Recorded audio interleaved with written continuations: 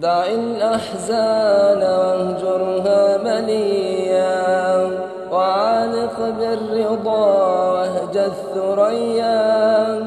هي الدنيا فلا تأسف عليها، وإن خابت ظنونك يا أخيا. فلو دامت لغيرك أو لغيري لما وصلت إليك ولا إلي.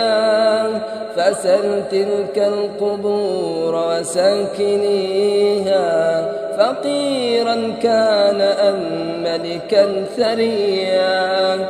فسر يا صاحي في بر وتقوى، وعش حرا على الدنيا أبيا.